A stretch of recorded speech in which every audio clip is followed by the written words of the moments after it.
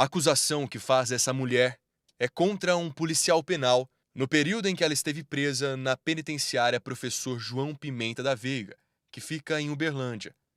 Camila Cordeiro dos Santos deu entrada na unidade em 2021.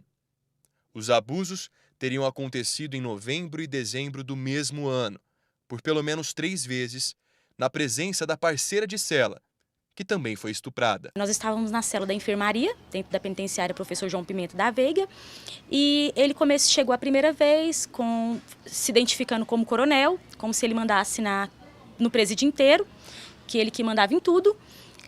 Depois transferiram a gente para uma cela da frente, que é nomeada Cela da Geisha. É uma cela onde que acontece as torturas, onde que presos apanham. Segundo a investigação do Ministério Público, o acusado exercia a função de vice-líder da equipe, mas assumiu a responsabilidade do coordenador de bloco enquanto o titular estava de férias. Neste período, o homem teria se aproveitado da condição para estuprar as vítimas sob diversas ameaças. Ele era muito velho de casa, tinha muitos anos, e ele poderia fazer da vida do meu filho e da minha um inferno. Eu falei com ele o que estava acontecendo, e ele falou que ele tinha desejos sexuais em mim, desde a minha outra estadia na Pimenta, que essa vez eu estava para poder pagar a regressão. Eu pago pelo mesmo crime desde 2010, e ele tinha vontade de ficar comigo, que ele lembra quando eu trabalhava na cozinha da GMD, que é na cozinha do presídio, da Pimenta, e quantas vezes ele foi embora para a casa dele comigo na cabeça e começou a falar várias pornografias, enfiou a mão pelo buraco da cela e pegou nos meus seios. Foi quando eu repunei ele, falei que eu não estava repunei tal ato, e foi aí que começou. A primeira denúncia contra o policial foi feita no Natal, poucos dias após o último abuso.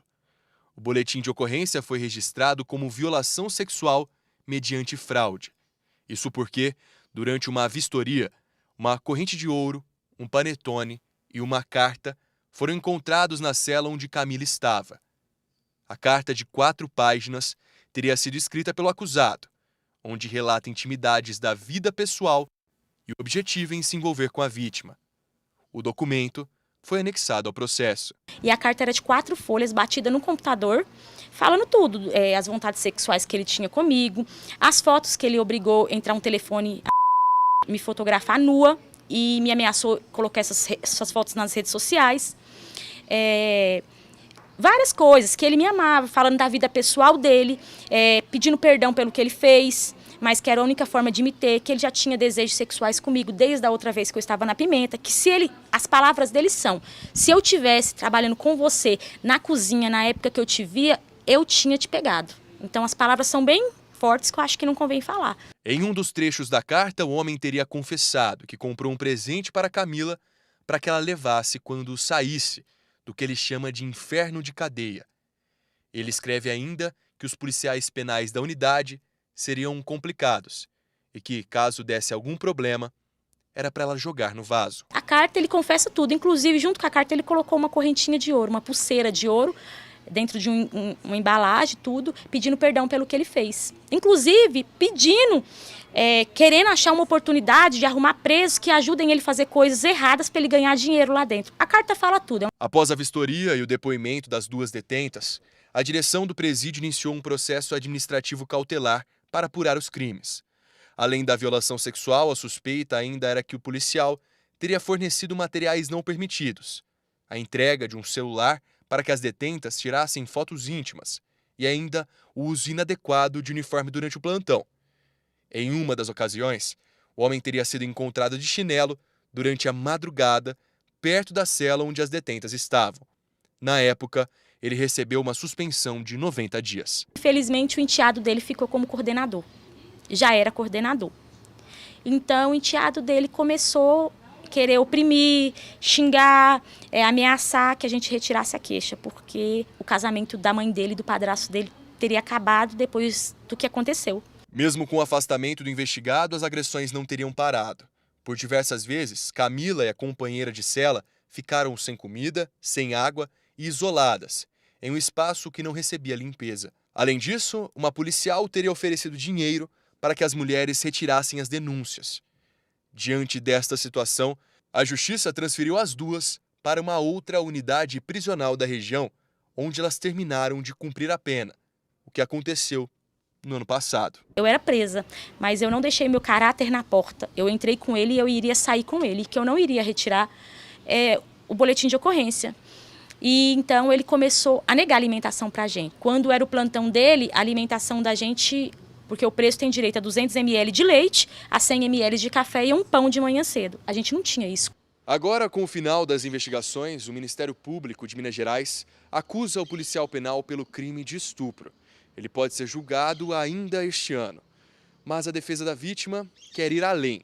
Os advogados acreditam que mais pessoas precisam ser responsabilizadas pelos crimes que aconteceram dentro da penitenciária. É um processo eivado de irregularidades, né, de absurdos. Né? Nós estamos falando de um processo onde um policial penal, um agente público que estava num presídio do Estado, e essas mulheres em uma cela que, sinceramente, para mim não é uma cela, é um cativeiro, né? E essas mulheres foram ali violentadas sistematicamente por esse cidadão. E depois, né?